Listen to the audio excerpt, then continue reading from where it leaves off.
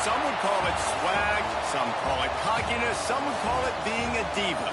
But when you're good, it's not bragging. And elite wide receivers and the confidence they exude often permeates an entire team, and we're going to see a couple of examples of that in this one.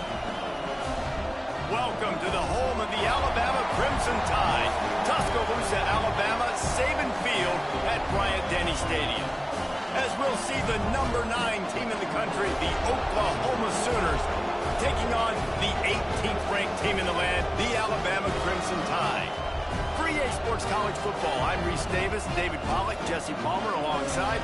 Guys, we can't wait to see this game. Been looking forward to it all week.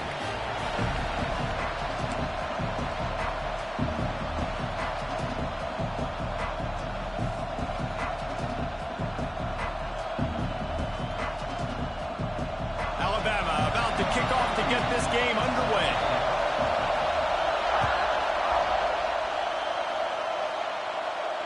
And it'll come out to the 25. No attempt at a return.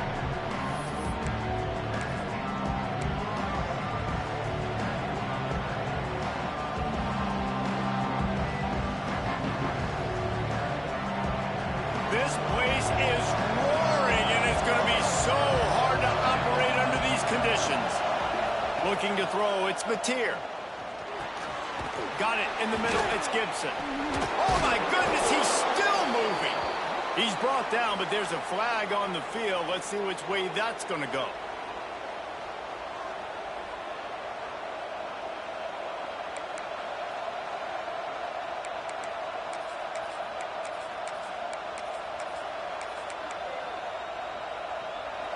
Linebackers moving, trying to confuse the quarterback. From the gun. He's going to take a shot. Can't hold on. He had it right down the middle, and he flat dropped it. When you reach this point in the season, these types of games, top 25 matchups, really determine whether you're going to be a contender. Yeah, and really show what you're going to be the rest of the season. How are you going to finish strong throughout the season? You know, the first part of the season, now getting to the middle of the season, Palmer, getting a chance to show what you're about so you can finish strong. It's a resume builder, no doubt about it. And really, there's been so much anticipation building up to this top 25 matchup. So which team can control their emotions, I think, goes a long way in who wins this one. The offense will have to use its first timeout of the half. This crowd, full throat, splitting the eardrums and letting them know it's going to be a long day.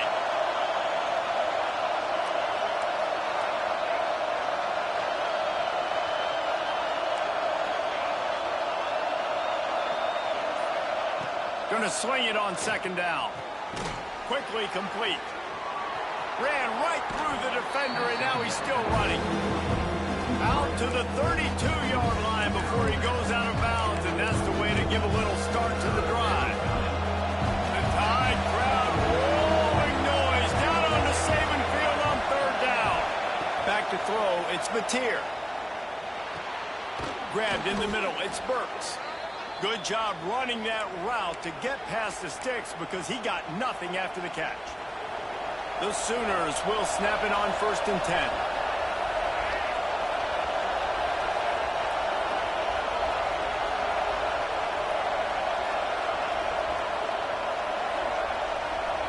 Snap it to the back. A confident, tough, efficient run gets it up to the 44. The emotions and energy figure to be high all day, guys, because of what's at stake this late in the season. Really a must-win for both teams.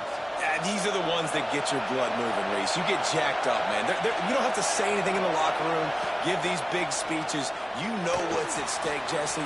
You're ready to rock and roll. This is when you... Breaks into the open. They run him out of bounds. He gets it to the 47. Love the execution there in the screen. The running back shows pass protect. Last second turns around, so he's able to get the ball. The D linemen have already run past him. And now he can turn upfield for a big gainer. The Sooners are marching down the field. To the air on 1st down. Well, the quarterback can make a big play when he starts moving around. Intercepted, and the first drive ends with a pick. He stopped, not much on the return, but a whole lot in the perfect start for a defense that has really struggled against the pass this season. They're in the bottom portion, okay? Have struggled, but opening drive, making a statement. Maybe this creates some momentum. Maybe this turns the tide for this defense.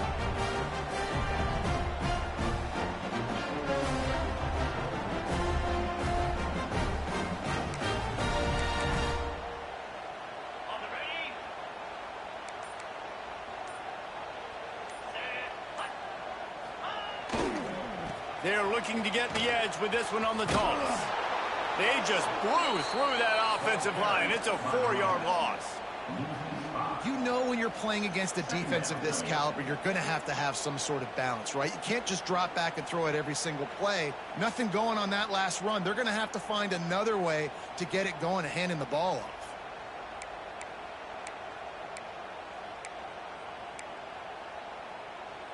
Tough way to start this drive. Now they'll try to fix it on 2nd and 15.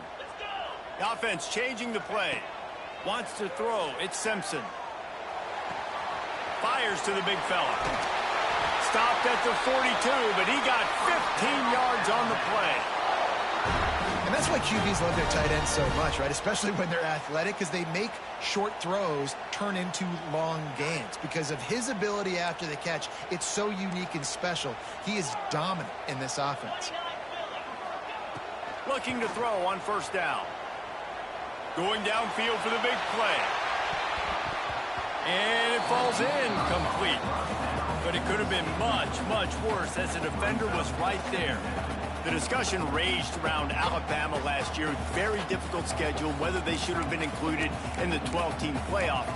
But if you want to make that field, not only can you not lose to a subpar Oklahoma team, you can't get housed the way the Tide did in that one. They did give it to him, and Jackson Arnold just scored again. I mean, it was incredible last year. Oklahoma couldn't score for the majority of the season, but on that night, Palmer, they did what they needed to do and kept the Crimson Tide out of the playoffs. And I think people were so surprised at the lack of any energy or pulse Alabama had on offense. Jalen Milroe, for much of the season, was a Heisman hopeful. He had easily the worst game of his career in that one, so this time around, for Alabama to have any shot, they've got to be better on offense. Complete to the right. Big play. Takes him into plus territory. He's out of bounds at the 47. Well, we know this guy is special. And because of that, his quarterback is looking to him on critical down and distances. There on that 3rd down, there was no question. It wouldn't have mattered if he was single covered, double covered, man, zone. That's where he was going with it. And the big-time playmaker outside picks up the first. Oh, he's ready to take a shot. Oh, he dropped it. And what a missed opportunity early in this football game. Yeah, and I love taking deep shots. I think it makes cornerbacks play honest, safeties play honest, and you could tell just missed a little bit deep on that shot. But listen, those are shots that we want to take because the risk is definitely worth the reward. He is lucky to get that one back, and the last thing you want is to turn it over on your opening drive. Yeah, nice coverage, and you'd like to snag that interception, but there's always a reason why these thoroughbred athletes play defense. And it's usually because of their lack of hands, like you just saw. Another incompletion on 3rd down.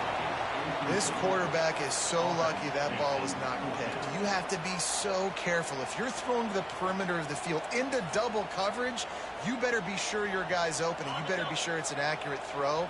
Lucky that one wasn't a pick six.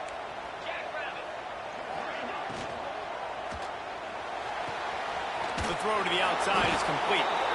And he will be stopped short or stop himself short of the line to gain. What was he thinking there?